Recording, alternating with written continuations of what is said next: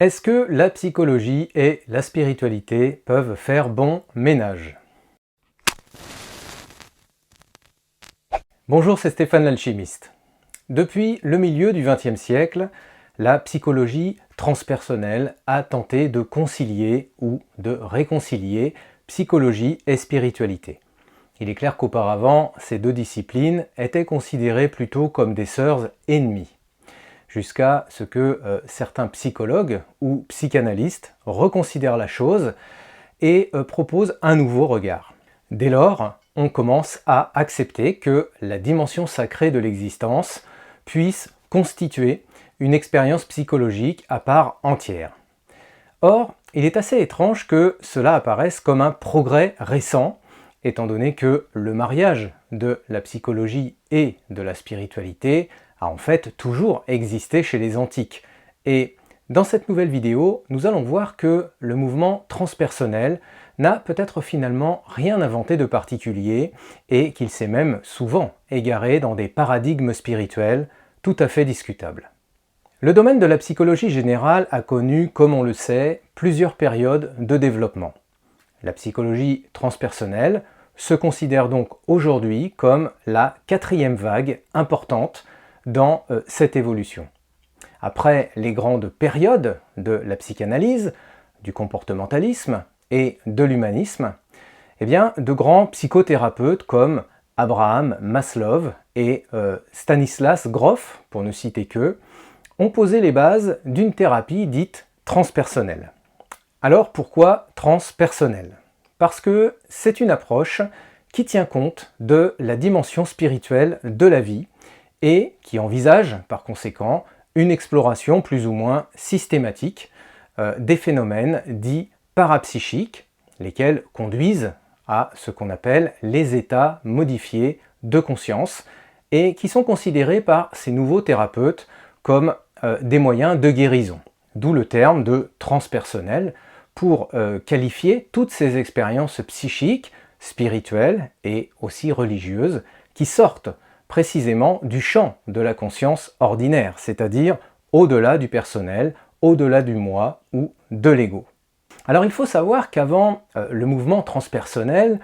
les psychanalystes avaient tendance à considérer les expériences religieuses et mystiques comme une pure névrose, à la suite bien sûr des allégations de Freud, comme on le sait. Et il faudra attendre les travaux du psychologue C.G. Jung, qui sera le premier à s'élever contre cette traduction systématique et souvent abusive, même si elle peut malgré tout, dans certains cas, se vérifier. Et donc Jung qui affirmera, au contraire de ses pairs, que les religions et autres traditions spirituelles, comme l'alchimie notamment, à laquelle il a consacré quand même une bonne partie de sa vie, eh bien que ces traditions spirituelles étaient pour lui des réalités psychiques tout à fait cohérentes et surtout très utiles. Entre parenthèses, ce qui est intéressant quand même, c'est que Freud lui-même aurait avoué à la fin de sa vie que si ça avait été à refaire, eh bien, il aurait consacré ses recherches à la parapsychologie et à l'occultisme. Ce qui en dit long quand même, je crois, sur les convictions qu'on peut parfois défendre durant une bonne partie de sa vie et qu'on va peut-être finir par remettre en question en cours de route. Donc, comme on l'a vu, c'est à partir des travaux de Jung qu'on a bien voulu croire, en tout cas,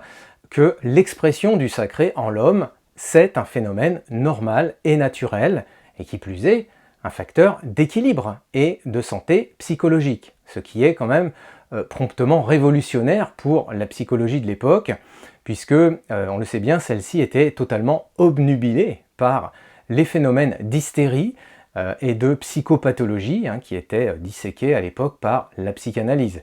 Et on sait du reste que bien de gens d'ailleurs ont été internés à cette époque, tout simplement parce qu'on ne comprenait pas la nature métaphysique de leur comportement. Et bien sûr, quand on ne comprend pas quelqu'un, eh bien on a coutume de dire qu'il est fou. Par ailleurs, on sait que Jung s'est énormément intéressé aux traditions spirituelles, aux religions et aussi aux mythologies. Et la nouveauté, c'est qu'il a voulu voir là-dedans, dans ces grandes productions culturelles antiques, la manifestation de mécanismes psychologiques inconnus.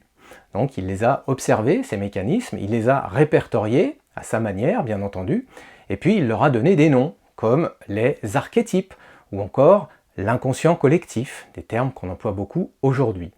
Et c'est sans doute cette inclination de Jung pour les états modifiés de conscience, dont le rêve fait partie d'ailleurs, qui a ouvert ensuite la porte aux explorations ultérieures des psychothérapeutes transpersonnels, et donc sensiblement à partir des années 60 et 70. On a vu naître effectivement dans cette période de nouvelles techniques thérapeutiques utilisant principalement le souffle et induisant des états parapsychiques considérés comme libérateurs. On peut citer entre autres exemples le rebirth, ou encore la fameuse respiration holotropique de Stanislas Grof. Et à partir de là, eh bien, on va commencer à observer un phénomène assez intéressant et qui va remettre en question la manière dont la psychologie pouvait décrire la conscience jusqu'ici. Il s'agit évidemment du terme âme, qui était réservé autrefois à la religion et qui va connaître un renouveau chez les psychologues transpersonnels. On va commencer donc à parler de soins de l'âme pour décrire un certain cheminement psychologique, mais pas que, plutôt en profondeur ou en altitude, ça dépend, pour se démarquer du coup de l'introspection psychologique classique à caractère médical, psychanalytique ou psychopathologique, ce qui amènera d'ailleurs Jung, comme on le sait, et comme on l'a vu, à parler de psychologie des profondeurs. Et on va accepter progressivement que cette âme, justement, puisse constituer, cette fois, un élément à part entière du psychisme. C'est-à-dire un élément, on dit aussi une topique dans le jargon psy, donc un élément digne d'observation et dont on cherchera à restaurer à la fois l'existence et l'identité, en affirmant par exemple que le manque d'intérêt qu'on porte à son âme, ou encore l'ignorance qu'on alimente à son égard, eh bien, sont la cause véritable de la plupart des difficultés psychologiques de l'homme, ce qui constitue quand même, on s'en doute, un nouveau paradigme plutôt surprenant pour l'époque, puisqu'il affirme sans détour une chose assez intéressante, qui veut que si l'homme est dépressif, c'est donc qu'il néglige sa part de sacré, la part de sacré qui l'habite. Autrement dit, les problèmes psychologiques de l'homme viendraient d'une carence de sacré, de vie sacrée. Et vous l'imaginez, c'est une inversion totale vis-à-vis de la psychanalyse et de la psychopathologie clinique, et c'est ce qui causera d'ailleurs une polémique sans fin dans les milieux psy, qui dure encore aujourd'hui, et ça se comprend tout à fait. Et ce qui est amusant, entre guillemets, c'est que le thérapeute transpersonnel, eh bien à partir de là, se substitue, et sous cet angle, au sage de la tribu ou au prêtre de la communauté, à tel point que certains ont même fini par penser que le mouvement transpersonnel allait probablement remplacer la religion, devenue pour lui en tout cas caduque. Et là, pour moi, c'est à cet instant que ça dérape. Alors, pourquoi ça dérape? Parce que, indépendamment du fait très positif, bien sûr, que la psychologie transpersonnelle a rendu à l'âme et à son parcours leur marque de noblesse, eh bien, elle a malheureusement contribué aussi, et bien involontairement, à leur donner une forme quand même assez monstrueuse. En effet, en écartant certains fondamentaux antiques et théologiques qui ont défini depuis longtemps ce concept d'âme, eh bien, on va associer l'âme donc à la partie spirituelle de l'homme. Or, selon les enseignements traditionnels, cette vision est fausse, parce que ce n'est pas à l'âme que correspond cette fonction, mais à l'esprit. Les anciens considéraient, et non sans pertinente raison, que l'homme est donc un être tripartite, c'est-à-dire corps, âme, esprit, et pas uniquement une âme dans un corps. Et du coup, le fait d'associer la fonction spirituelle à l'âme, comme on l'atteste bien sûr dans presque tous les livres de spiritualité New Age, donc d'associer l'âme au lieu de ce qu'on appelle l'esprit en métaphysique antique, eh bien ça prive le bonhomme d'un étage constitutionnel fondamental. On passe alors de 3 à 2, et à partir de là, tout est faussé.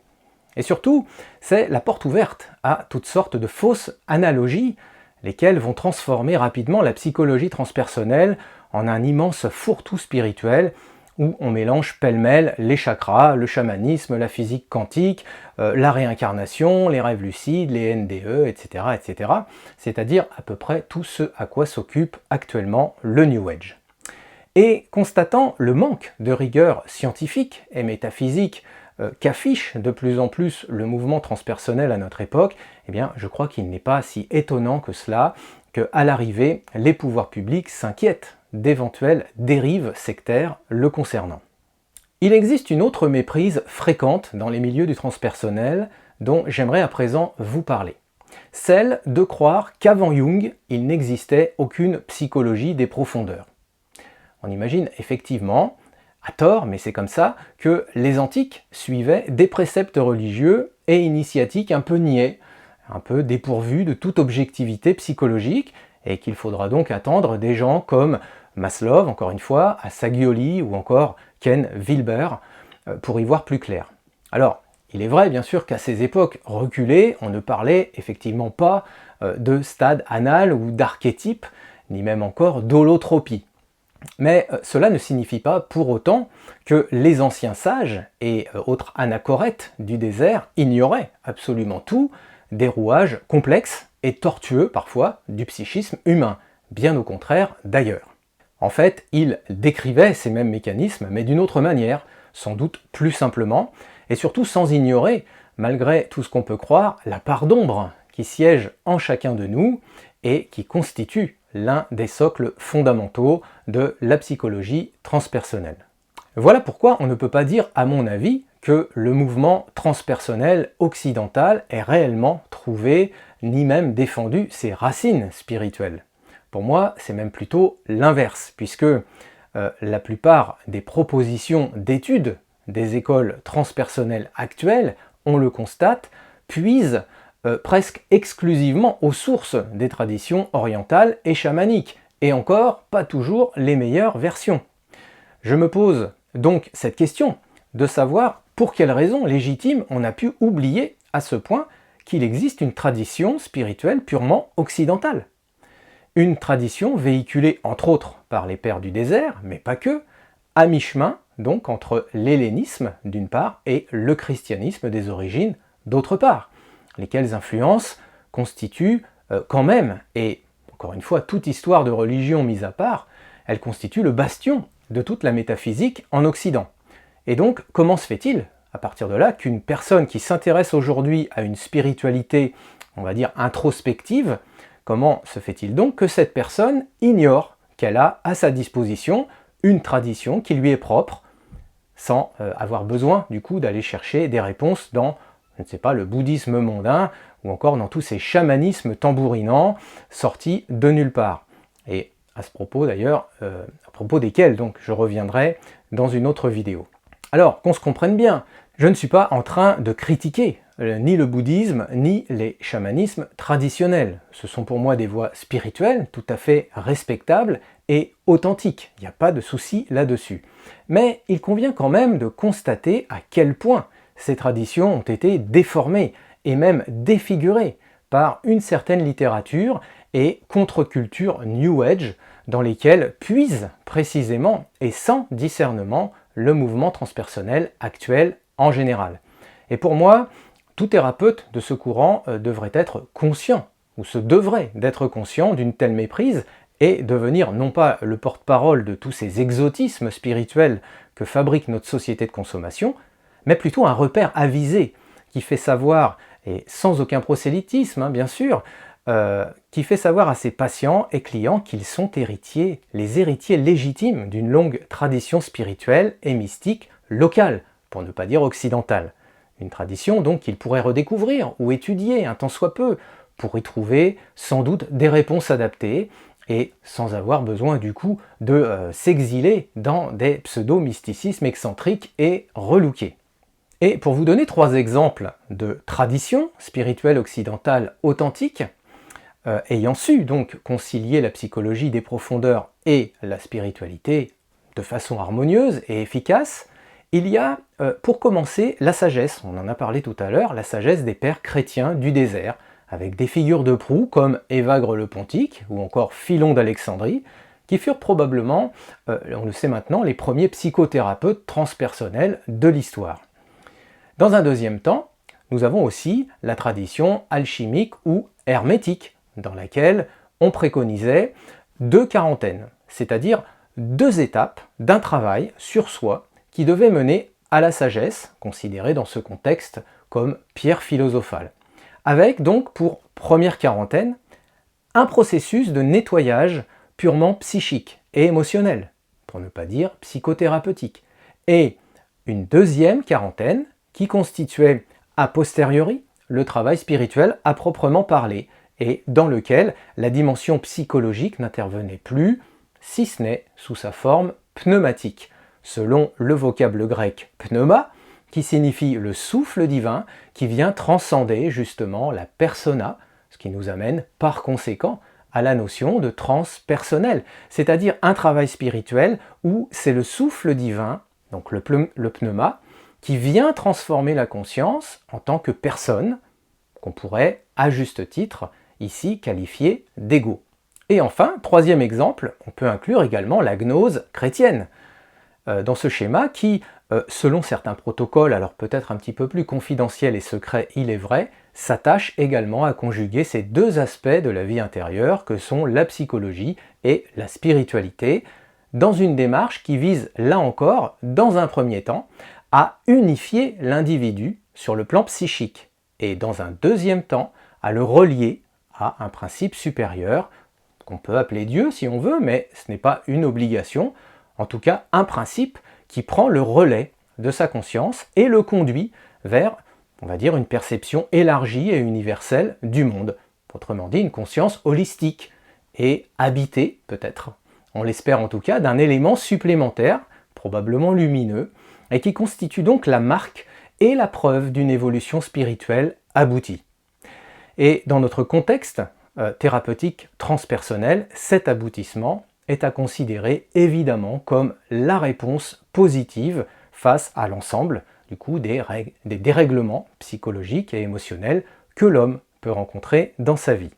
Voilà, j'espère que cette vidéo vous aura permis de faire la part des choses dans ce contexte assez compliqué, il est vrai, qu'est la psychologie transpersonnelle. Bien sûr, tout n'a pas été dit. Mon objectif était principalement ici de souligner ce qui m'apparaît personnellement comme des égarements métaphysiques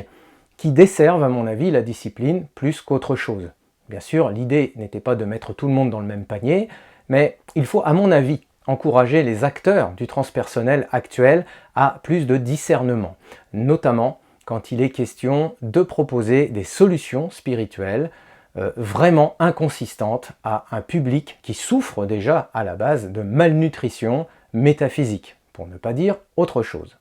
Comme d'habitude, j'aurai plaisir à lire vos commentaires si vous en avez. N'hésitez pas non plus à vous inscrire à ma liste de contacts privés ci-dessous pour recevoir régulièrement des infos réservées aux membres. Et enfin, si cette vidéo vous a plu, alors vous m'honoreriez beaucoup en likant celle-ci et surtout en vous abonnant à ma chaîne pour ne rien louper des prochaines révélations et mises au point que j'ai prévu de publier chaque semaine dans tous ces domaines passionnants. En vous remerciant pour votre courageuse attention, je vous dis donc à la prochaine fois.